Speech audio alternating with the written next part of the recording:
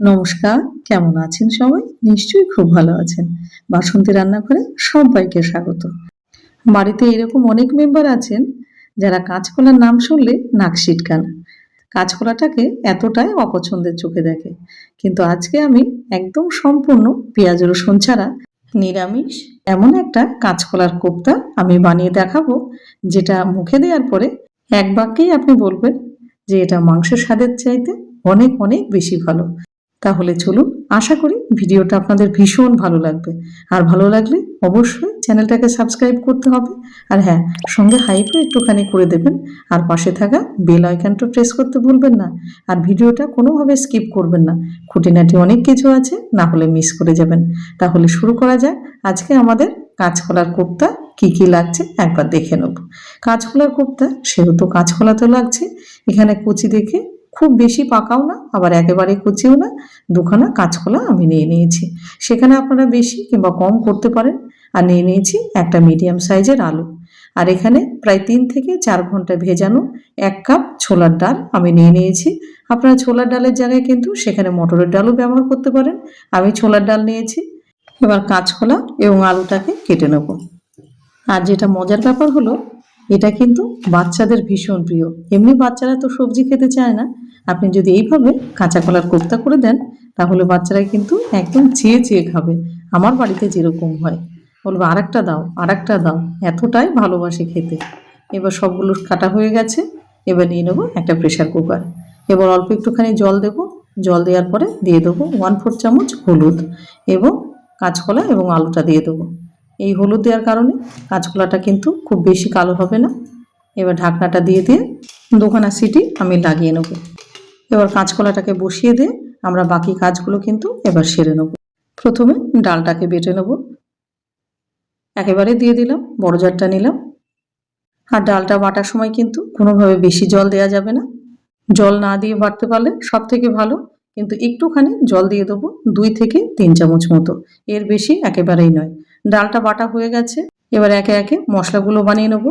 এখানে নিয়ে নিয়েছি 100 গ্রাম টক দই। এবার টক দইয়ের মধ্যে 1.5 চামচ দিয়ে দিলাম জিরে গুঁড়ো, 1 চামচ দিয়ে দিলাম ধনে গুঁড়ো, হাফ চামচ দিয়ে দিলাম কাশ্মীরি লাল লঙ্কার গুঁড়ো রঙের জন্য, আর 1 চামচ দিয়ে দেবো হলুদ। এবার সবগুলো একসঙ্গে খুব ভালো করে মিশিয়ে নেব, যাতে কোথাও মশলার লাম্পস না থাকে।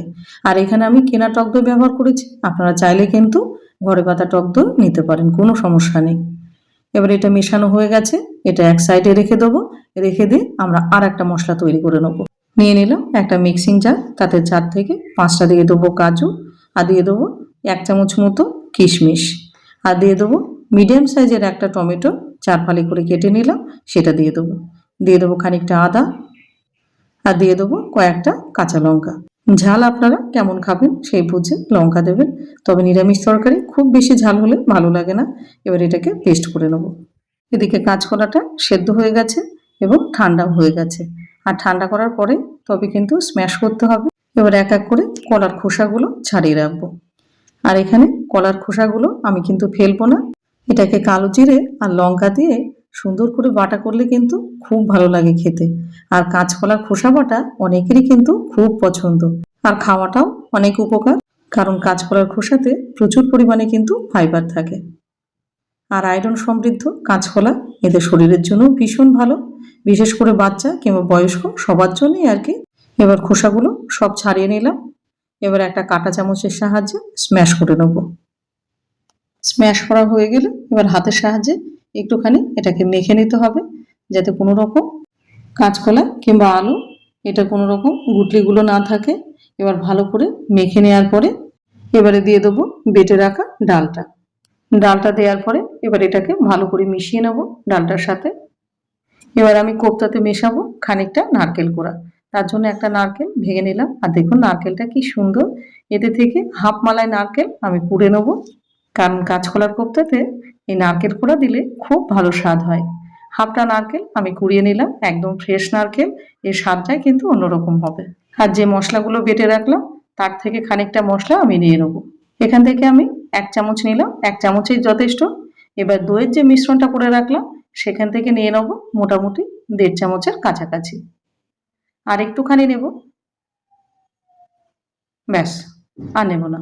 এবারে দিয়ে দেবো 1/4 চামচ মতো গরম মশলার গুঁড়ো। টেস্টের জন্য দিয়ে দেবো 1/2 চামচ মতো লবণ। এবার বাইন্ডিংয়ের জন্য দিয়ে দেবো 3 চামচ মতো বেসন।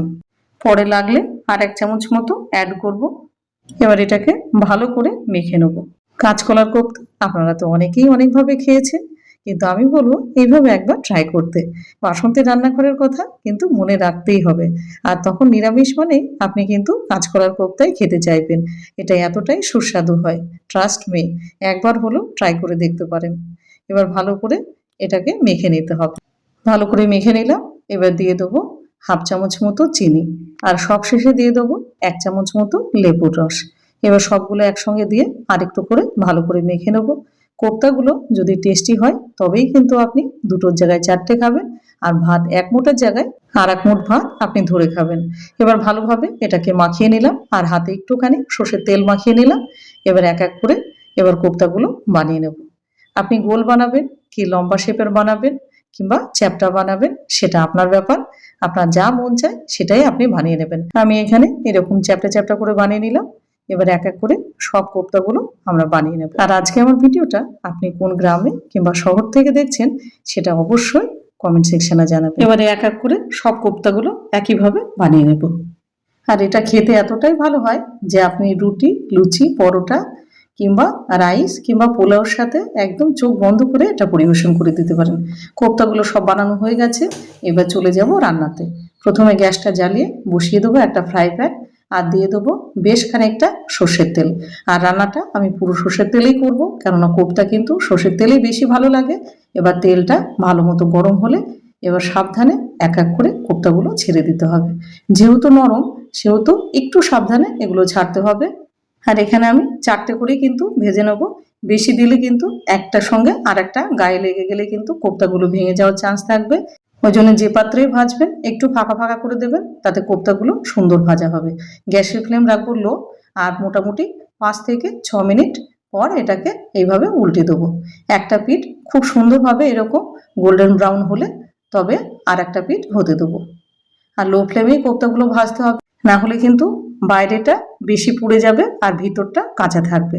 আর আপনি যদি একটু সময় নিয়ে এইভাবে কোপ্তাগুলো ভাজেন তাহলে কিন্তু কোপ্তার ভিতরটা পর্যন্ত খুব সুন্দরভাবে সুসিদ্ধ হয়ে যাবে।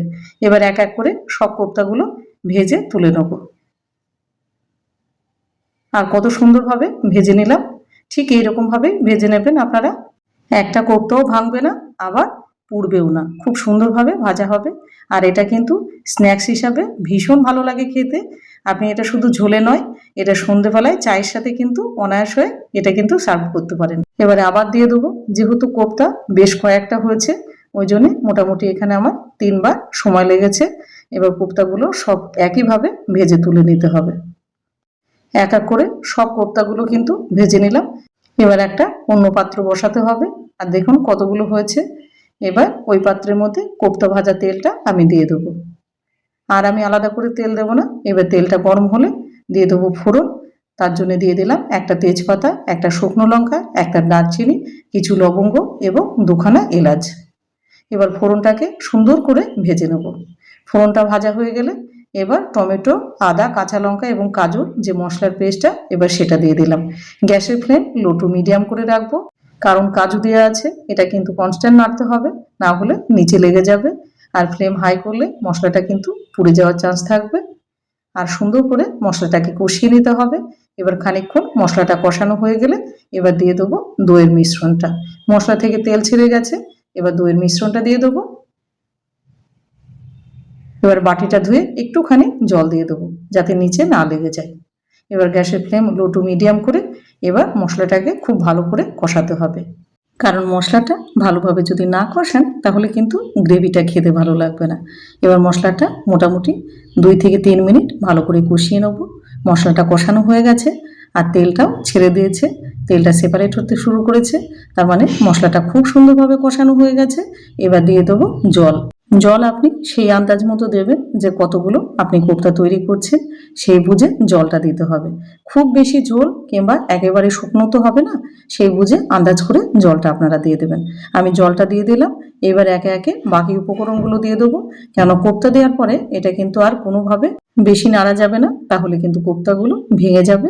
টেস্টের জন্য দিয়ে দিলাম হাফ চামচ মতো লবণ, আর অল্প একটুখানি চিনি দিলাম। নিরামিষ তরকারি, ওই জন্য চিনি তো একটু দিতেই হয়। আপনারা যদি খেতে না চান তাহলে স্কিপ করতে পারেন, তবে চিনি দিলে ভালো লাগে কোপ্তাটা খেতে। আর দিয়ে দেবো এখানে হাফ চামচ মতো কসুরি মেথি, হাতে একটুখানি রগড়ে দেবো, এতে গন্ধটা সুন্দর বেরোবে। আর কাঁচকলার কোপ্তার মধ্যে এইরকম করে একটু কসুরি মেথি দিলে খুব ভালো লাগে খেতে। এবার ঝোলটাকে ভালো করে নাড়াচাড়া দিয়ে এবার গ্যাসের ফ্লেম লো টু মিডিয়াম রেখে এবার এটাকে ফুটতে দেবো। আপনারা কারা কারা এরকম কাঁচকলার কোপ্তা খেতে ভালোবাসেন অবশ্যই সেটা জানাবেন। ঝোলটা ফুটে গেছে। এবার ঝোলটাকে মোটামুটি 3 থেকে 4 মিনিট এটাকে ফুটতে দেবো। এবার ঝোলটা ফুটে হালকা একটুখানি যখন দেখবো একটু গাঢ় হয়ে গেছে, তখনই কিন্তু কোপ্তাগুলো দিতে হবে। কেন কোপ্তাগুলো দেওয়ার পরে বেশি আর কিন্তু জাল করা যাবে না। এবারে কোপ্তাগুলো দিয়ে দেবো। এবার কোপ্তাগুলো দেওয়ার পরে গ্যাসের ফ্লেম লো টু মিডিয়াম করেই রাখবো। এবারে 5 থেকে 7 মিনিট এটাকে ফুটতে দেবো। আর এইরকম ভালো ভালো নিরামিষ রেসিপি পেতে গেলে তার জন্য অবশ্যই ভিজিট করতে হবে বাসন্তী রান্নাঘর। সেখানে কিন্তু একদম জিভে জল আনার সাথে দারুণ দারুণ সব নিরামিষ রেসিপি আছে, আপনার আশা করি ভালো লাগবে। আর এই কোপ্তাটা আপনি কি দিয়ে খেতে পছন্দ করবেন সেটা অবশ্যই জানাবেন। কোপ্তাটা খুব সুন্দরভাবে কিন্তু ফুটে গেছে। এবারে একটু আলতো হাতে নেড়ে দিতে হবে, বেশি কিন্তু কোনোভাবে নাড়ানাড়ি চলবে না। এবার বাকি উপকরণগুলো দিয়ে দেবো। দিয়ে দিলাম হাফ চামচ মতো গরম মশলার গুঁড়ো, আর দিয়ে দেবো 1 চামচ মতো ঘি। ঘিটা মাস্ট কোপ্তাতে দিতেই হবে, এটা না ছাড়া কিন্তু এই রান্না অসম্পূর্ণ। এবার ভালো করে নেড়ে দেওয়ার পরে এবার একটা স্প্যাচুলা দিয়ে একটুখানি মিশিয়ে দিতে হবে ঘি এবং গরম মশলা। ঘি এবং গরম মশলা দেওয়ার পরে মোটামুটি 2 মিনিট মতো ফুটলে আমরা গ্যাসের ফ্লেমটা অফ করে এটাকে 5 মিনিট স্ট্যান্ডিং টাইমে রেখে দেবো। তাহলেই তৈরি হয়ে গেল একদম সম্পূর্ণ নিরামিষ, পেঁয়াজ রসুন ছাড়া, জিভে জল আনার সাথে কাঁচকলা কোপ্তাকারি।